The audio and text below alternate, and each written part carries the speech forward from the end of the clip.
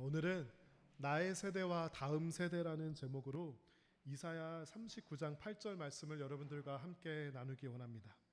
제가 인상 깊게 읽은 책 중에 Built to Last라는 책이 있는데요. 이렇게 책을 읽다가 보면은 자연스럽게 자기가 가진 주제 또는 관심사로 이렇게 관심이 향하는 것을 발견하게 됩니다.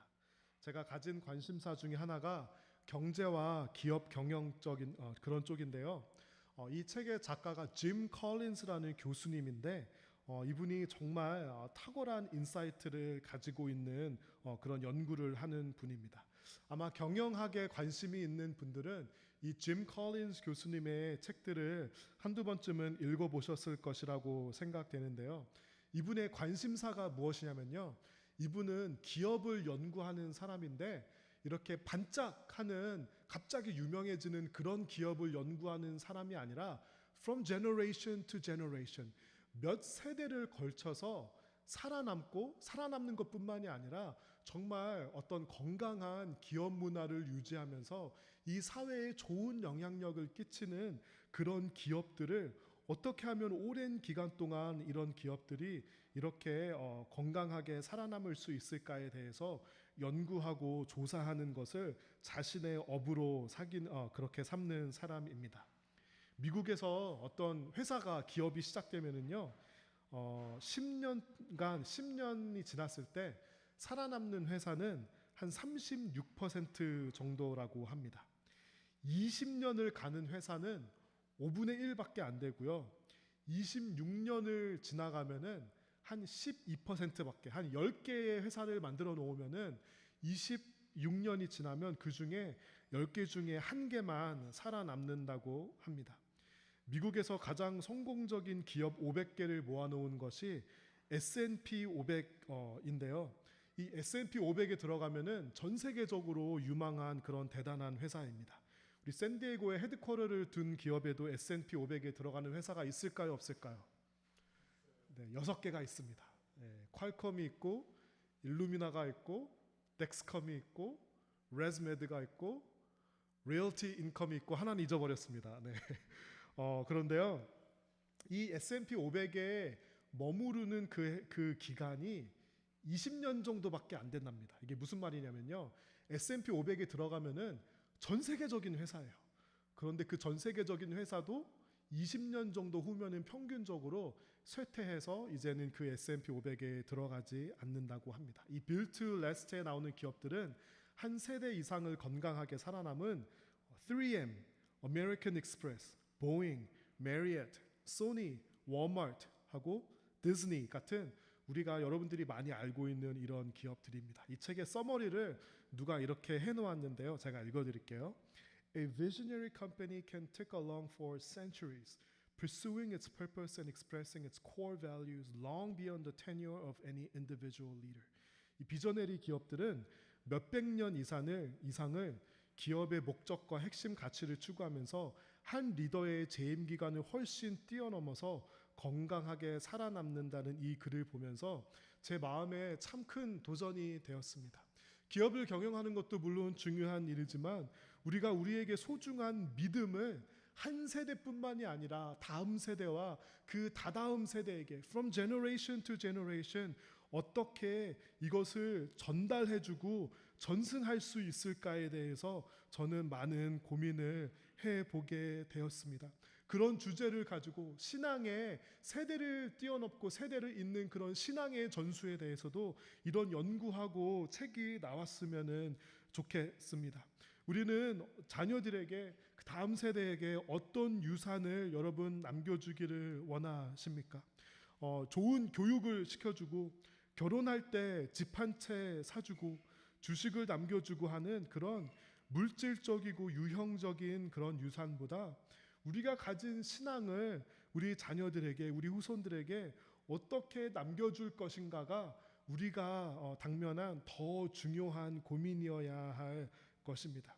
사람들이요, 이렇게 생각할 수 있어요. 아니, 한 주 한 주 살기도 힘든데 무슨 다음 세대, 또 그 다음 세대까지 생각하라고 하니까 참 어렵다라고 그렇게 생각하실 수도 있습니다. 여러분, 그런데요, 우리가 믿는 기독교는 어떤 종교인지 아세요? 저는 우리가 믿는 이 기독교를 역사의 종교라고 그렇게 한번 표현해 보고 싶습니다. 제가 지금까지 크리스찬으로 살면서 여러 가지 성경 공부도 해보고 프로그램도 해보고 뭐 바이블 스터디도 해보고 여러 가지 집회도 다 가봤는데요. 저의 삶에 있어서 가장 유익했던 경험이 무엇이냐면요. 교회 역사를 공부한 것이 저는 가장 유익했습니다. 기독교 믿음을 이해하려면 우리가 기독교 역사를 공부해야 하고요. 여러분이 가지고 있는 그 믿음이 누구를 통해서 어떤 경로를 통해서 여러분에게 전달되었는지가 바로 우리가 가지고 있는 믿음을 이해하는데 정말 큰 도움이 됩니다. 그래서 우리 그리스도인들은 long-term thinker가 되어야 하고요. generational thinker가 되어야 합니다. 왜냐하면요. 세상 사람들은 영생을 믿지 않습니다. 그런데 우리는 영생을 믿는 사람들이잖아요. 그렇기 때문에 우리는 세상 사람들보다 훨씬 더 앞을 내다보고 영원한 삶을 준비하는 그런 삶을 살아야 하기 때문에 우리는 long-term thinker와 generational thinker가 되어야 하는 것입니다.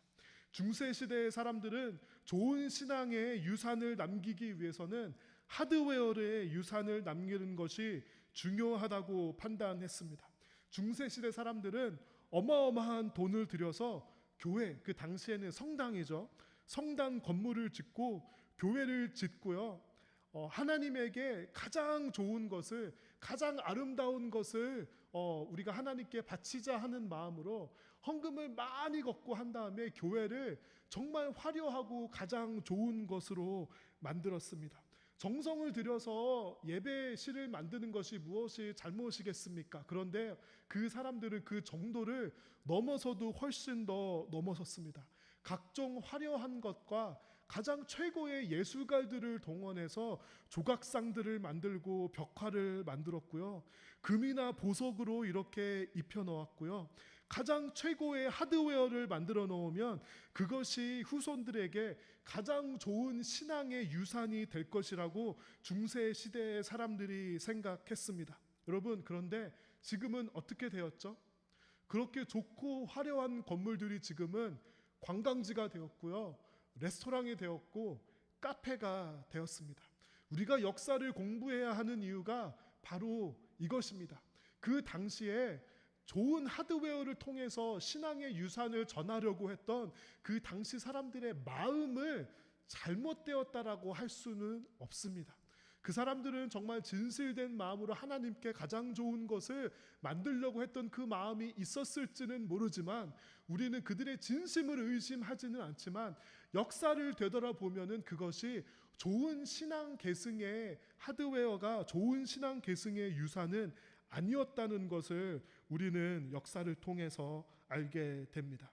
지난주에 이어서 히스기야를 통한 사건들로 인해서 하나님께서 우리에게 주시는 신앙적인 교훈을 우리가 얻고 있습니다. 여러분, 지난주의 내용이 기억나시나요?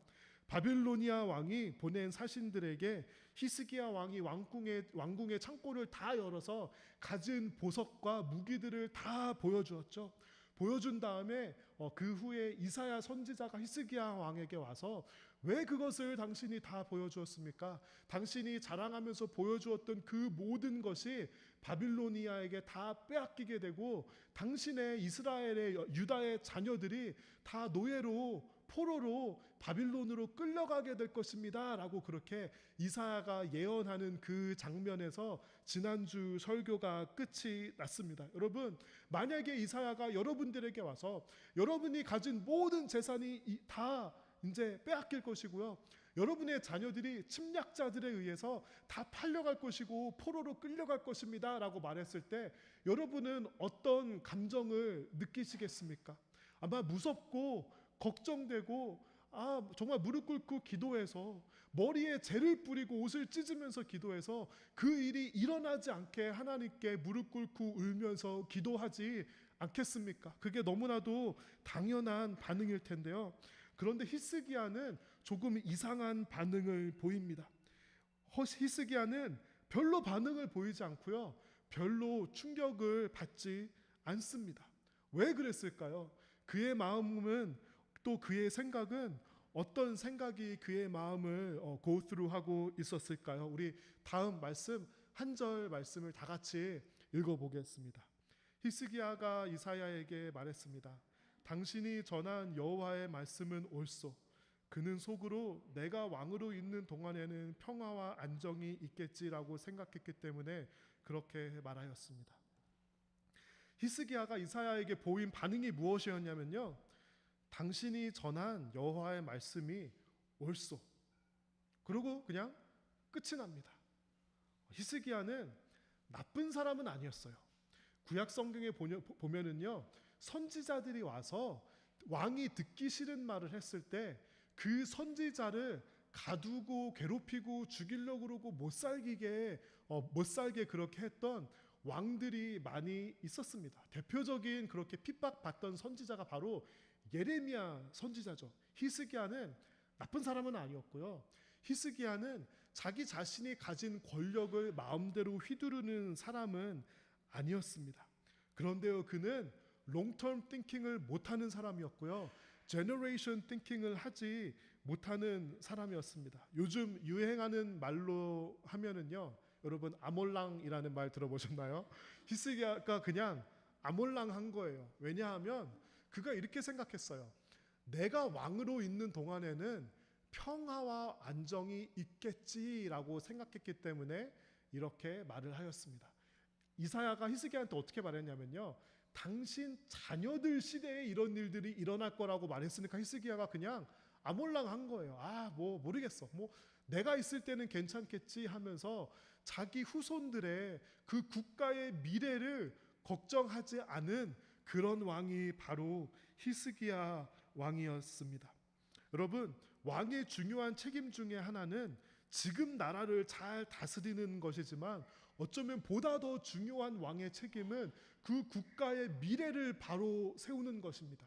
한 조직의 리더가 있고요, 한 회사의 CEO가 있고요, 또 가정의 부모는 어떤 생각을 해야 되냐면요, 우리 세대보다 우리 자녀들 세대, 다음 세대에 10년, 20년 후에 더 좋은 가정이 되고 더 좋은 교회가 되고 더 좋은 회사가 되고 더 좋은 국가가 될 수 있도록 그 역할을 하는 것이 바로 지도자의 역할입니다. 그런데 히스기야는 그 책임을 져버린 것입니다.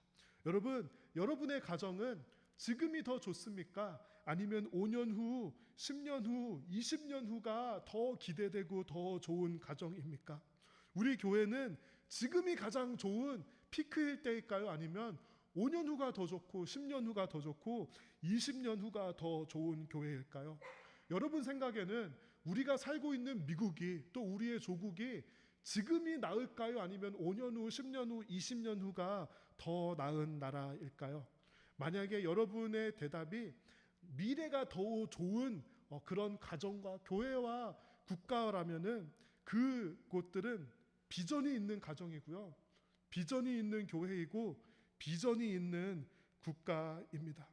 우리는 신앙에 대해서 생각할 때요, 내 신앙만 잘 지키면 되지, 우리가 최대한 많이 나갔을 때 우리 애들만 좀 신앙을 지키면 되지 라고 그렇게 생각하는데요, 하나님께서는 한 사람을 이 세대에 부르시고 태어나게 하셨습니다.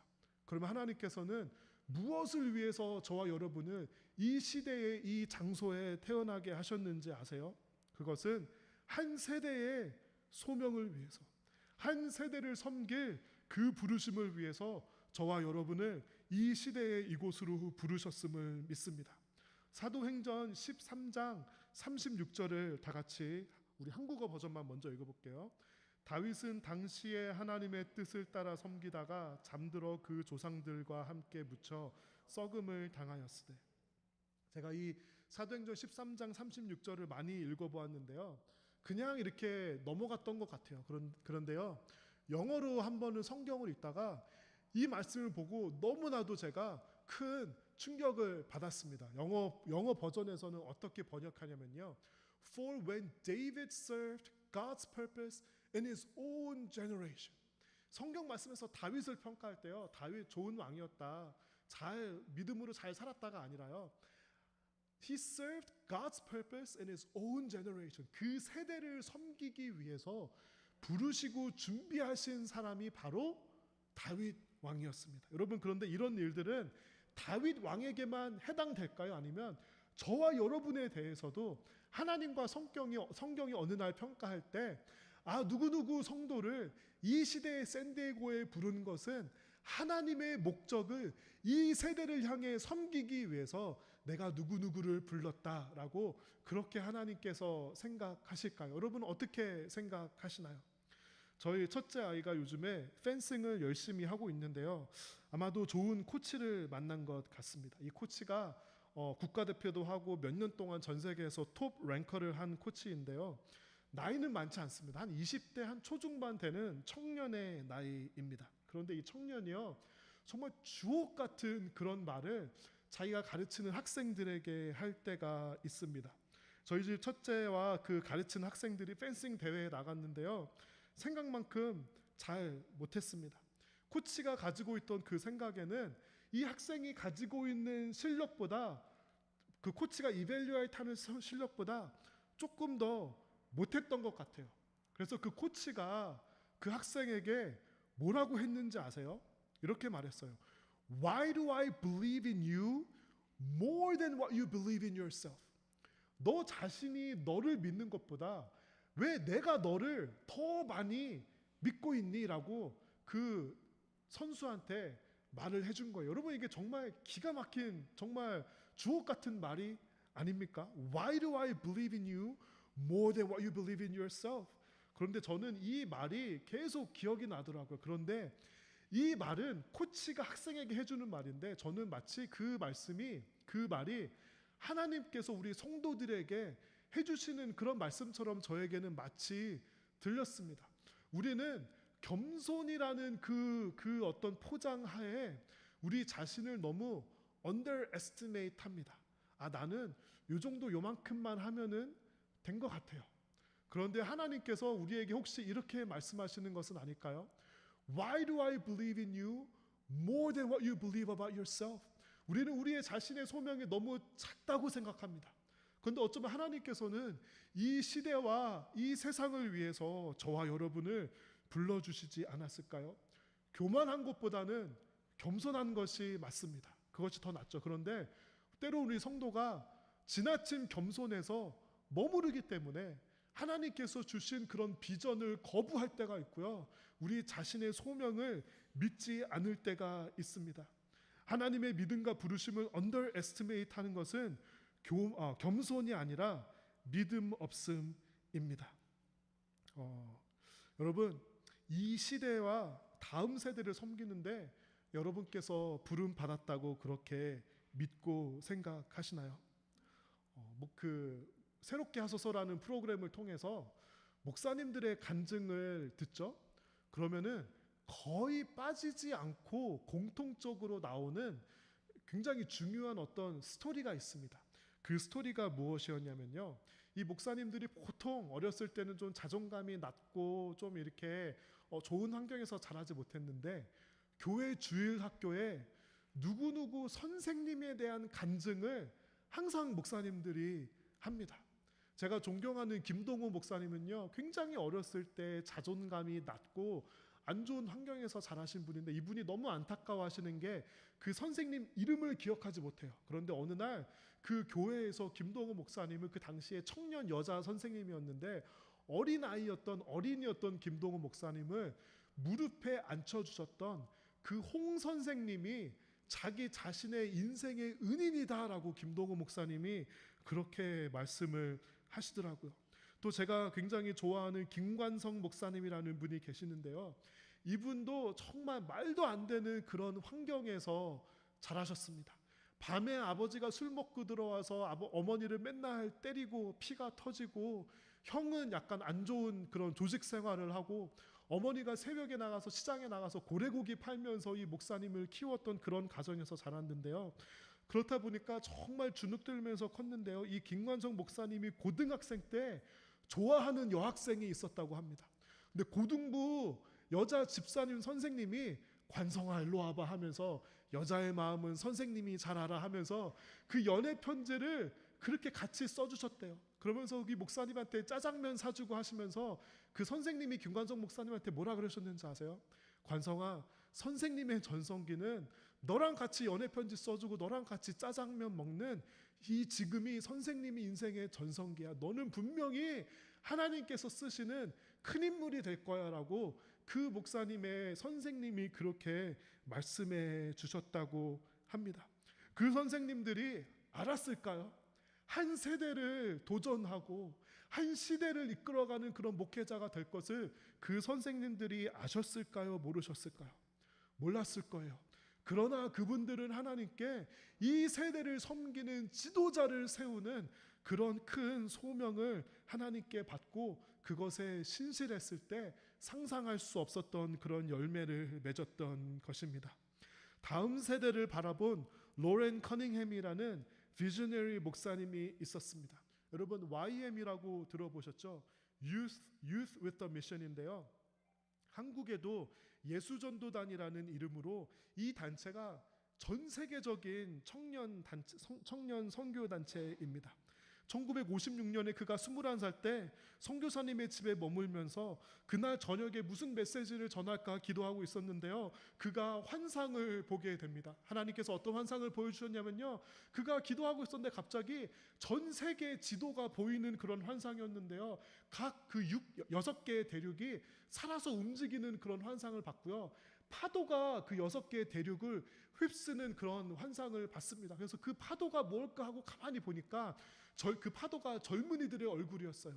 젊은이들이 이 6대주를 휩쓰는 그런 환상을 그가 보았습니다. 그런데 그가 이 선교단체를 시작할 그 당시에는 굉장히 초라한 그런 현실에 있었는데요. 그가 믿음에 순종해서 예수전도단을 만들고 청년들을 향해서 사역하기 시작했을 때 이 예수전도단이 전 세계를 휩쓰는 청년의 선교 운동이 되었습니다. 우리가 부르는 찬양 중에서도 예수전도단이 부른 찬양들이 많이 있고요. 저는 CCC 출신이어서 사실 예수전도단을 별로 좋아하지 않았는데요. 그런 CCC 출신은 저도 가만히 생각해 보니까 제가 로렌 커닝햄 목사님께 진 빚이 있더라고요. 왜냐면요, 제가 목사가 교육자가 되기 위한 가장 중요한 어떤 이벤트를 하나 뽑으라면요, 한국 예수전도단에서 사역하신 어떤 설교자의 느헤미야 설교 시리즈를 듣고 제가 말씀을 전하는 사람이 되어야 되겠다라는 결심을 하고 신학교에 가게 되었습니다.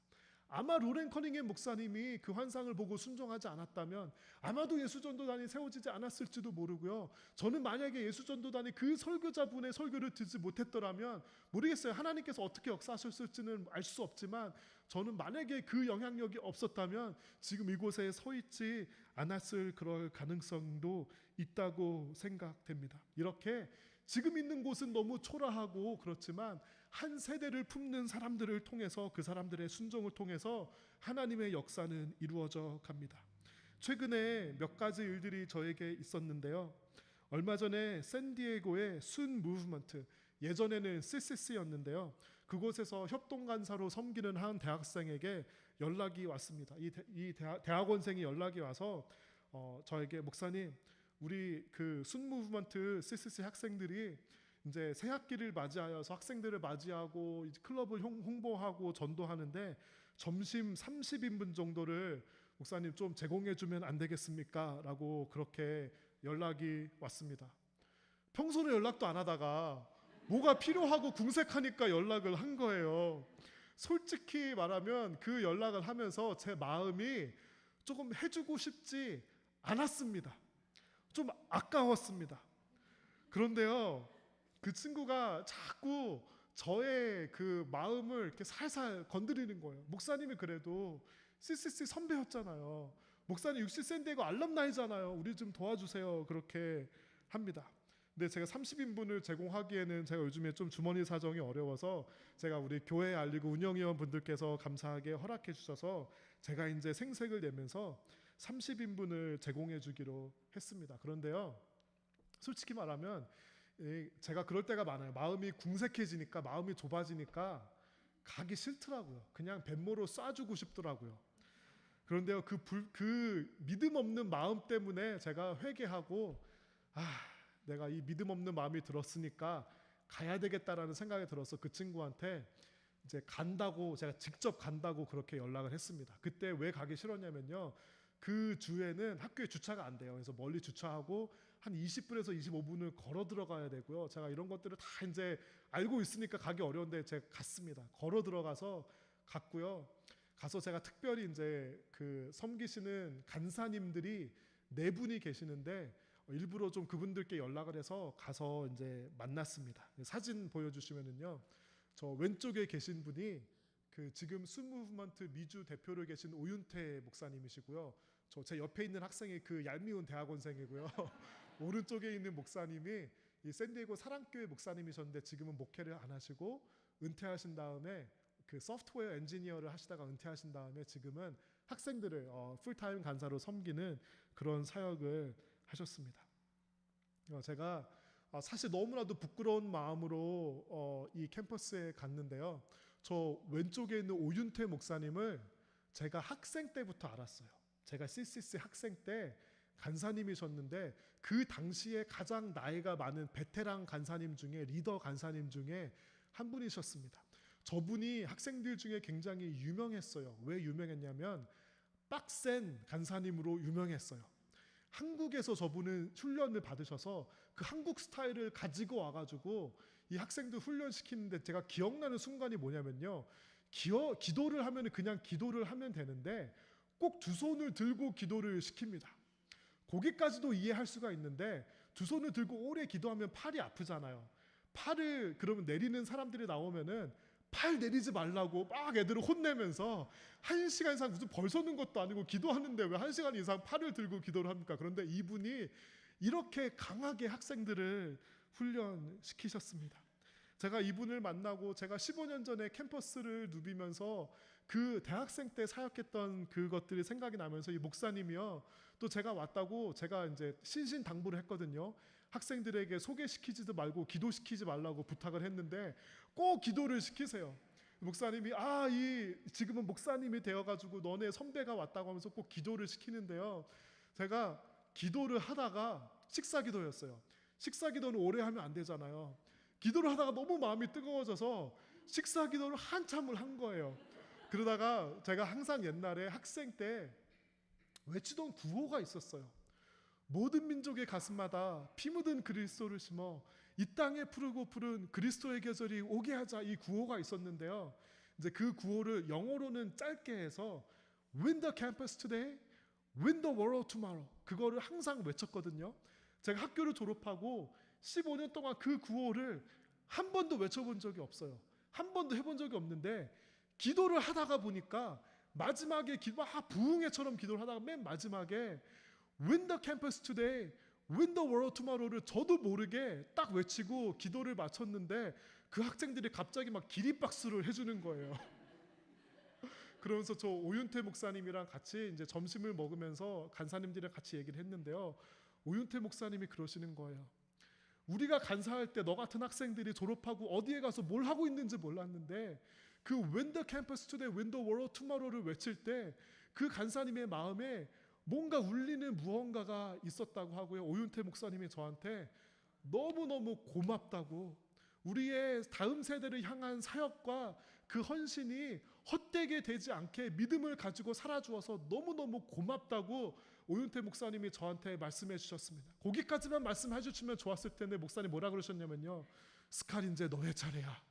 너가 다음 세대를 위해서 우리 대학생들을 섬겨줘야 돼 라고 그렇게 말씀하셨습니다. 그 다음 슬라이드 보시면은요, 이렇게 길게 목사님이 보내주셨는데 제가 다 읽어드리지는 않고요. 목사님이 저한테 뭐라 그러셨냐면요, This is your campus and please come and serve and let's reap the harvest together 하고 계속 막 이런 부담되는 말로 목사님이 해주셨어요. 그런데요, 저도 교회 사역하느라 말로는 다음 세대 했는데 외쳤는데 실제로는 다음 세대에 대한 마음을 많이 잊어버렸습니다.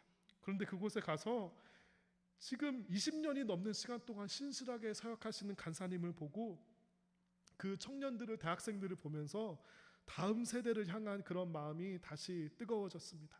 가끔 성도분들 중에서 목회자들에게 이런 질문을 하는 분들이 계세요. 목사님은 주중에 도대체 뭐 하세요? 이런 질문을 하는 분들이 계십니다. 물론 저는 직장이 있기 때문에 저에게는 그런 말씀을 잘 하지 않는데, 이 질문이 목회자가 듣기 가장 곤욕스러운 그런 질문입니다. 그런데요, 제가 뭐 당장은 아니고 저 지금은 회사 열심히 다닐 거니까 전혀 걱정하지 마시고요. 제가 이런 질문에 잘 대답하고자 제 마음속에 준비해 놓은 것들이 있어요. 먼 나중에 하나님께서 저에게 전임 사역자로 만약에 불러주신다면 나는 주중에 이런 것들을 해야지라고 제가 다짐하고 준비해 놓은 것들이 있습니다. 그 중에 한 가지는요, 샌디에고 레스큐 미션 가서 저는 주중에 자원봉사하고 싶고요. 또 한 가지는 Living Water Church of the Nazarene, 그 홈레스 사역하는 교회에 가서 주중에 한 두세 번 정도 가서 거기서 홈레스 사람들을 섬기고 싶고요. 또 다른 한 가지 제가 리스트 넘버 3로 적어놨습니다. 나 캠퍼스에 가서 다음 세대를 섬겨야 되겠다. 그것을 리스트에 적었습니다.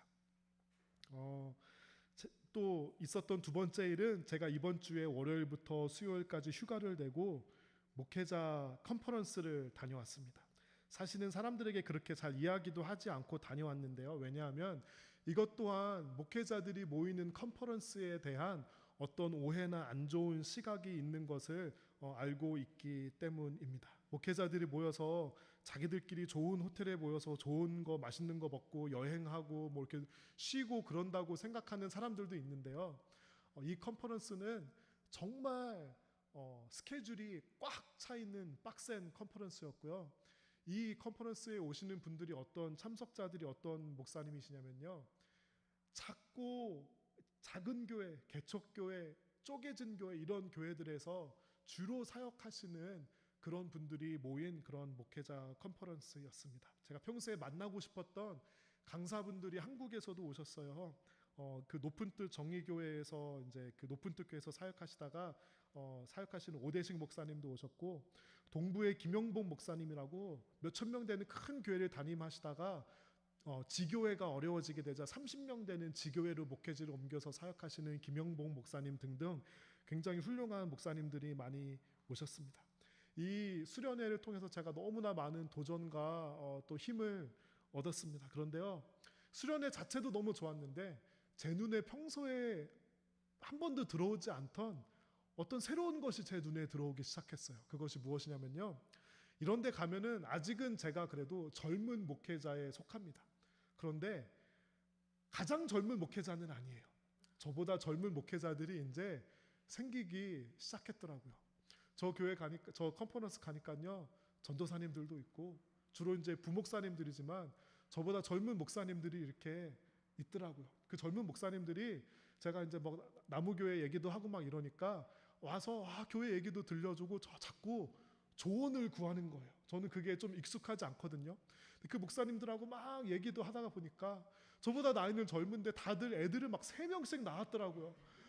저 목사님들이 어떻게 하려고 애들을 3명씩이나 낳아가지고 제가 너무 막 마음이 너무 막 그 목사님들 향해서 너무 어려운 거야. 어떻게 다 키우려고 대책 없이 그렇게 애들을 3명씩이나 낳았나. 근데 제가 처음으로 후배 목회자들이 눈에 보였고요. 처음으로 내가 좋은 형이 되어야 되겠다. 좋은 선배가 되어야 되겠고, 저는 솔직히 말씀드리면은요, 저를 위해서 이끌어주고 정말 좋은 멘토가 되었던 좋은 그런 선배 목회자들이 많지는 않았어요. 근데 내가 이 젊은 목회자들에게, 다음 세대 목회자들에게 정말 좋은 목회의 모습을 보여주고 선배의 모습이 되어야 되겠다. 그것이 바로 다음 세대를 섬기는 하나님의 부르심일 수도 있겠구나 하는 그런 마음을 가지고 돌아왔습니다. 여러분, 히스기야는 내가 살아있을 때 나쁜 일이 일어나지 않으면 괜찮아라고 안일하게 생각했던 그런 리더였습니다. 여러분은 여러분의 믿음과 우리 교회와 국가와 이 세대를 생각할 때 제너레이션을 생각하고 롱텀을 생각하는 그런 성도입니까? 여러분께서 자녀들에게, 또 여러분 자녀뿐만이 아니라 우리 나무교회 자녀들에게, 우리 나무교회 젊은이들에게, 어떤 그 김영봉 목사님이 저에게 와서 목사님 교회 나이 때는 좀 어떻습니까? 해서 제가 조금 나이가 있습니다. 한 40대 후반, 한 50대가 주력입니다. 이렇게 말씀드리니까 그 김영복 목사님이 웃으면서 그러시더라고요. 목사님, 그게 요즘에는 젊은 교회예요. 그렇게 하시더라고요. 동부 이쪽은 더욱 교회가 고령화가 많이 되었나 봐요. 그런데 요즘에는 우리가 정말 20대, 30대, 40대가 이 젊은이들이 나무교회에서 잘 세워지기를 저는 정말 마음으로 기도하고 있습니다. 여러분도 나무교회 젊은이들이 잘 세워지게 그렇게 서포트해 주시고 세워주시고 기도해 주실 것이라고 믿습니다. 우리 나무교회 비전은 From a sea to a tree, From a tree to a forest입니다. 우리가 씨앗에서 시작되었지만 어느 때에는 나무가 돼서 열매를 맺고 그 나무가 숲이 되어서 다음 세대를 품는 그것이 바로 우리 나무교회의 비전입니다. 저는 나무교회가 5년 후, 10년 후, 20년 후에는 더 좋은 교회가 되었으면 좋겠고 그렇게 될 것이라고 믿습니다. 그런데 히스기야 같은 사람이 있으면 5년, 10년, 20년 후에 더 좋은 교회가 될 수가 없습니다. 여러분은 하나님의 비전을 품은 그런 성도가 되어 주시기를 바랍니다. 그리고 여러분께 사시는 그 작은 일이 다음 세대를 위해서 어떤 일이 될지, 어떤 큰 일이 될지 우리는 알지 못합니다. 그러므로 우리 다음 세대를 섬기는 일에 여러분께서 정말 헌신해 주시고 하나님께서 부르신다면 그 부르심에 순종해서 다음 세대를 섬기는 저와 여러분이 되시기를 주님의 이름으로 축원합니다. 우리 다 함께 일어서서 이 다음 찬양을 불렀으면 좋겠는데요.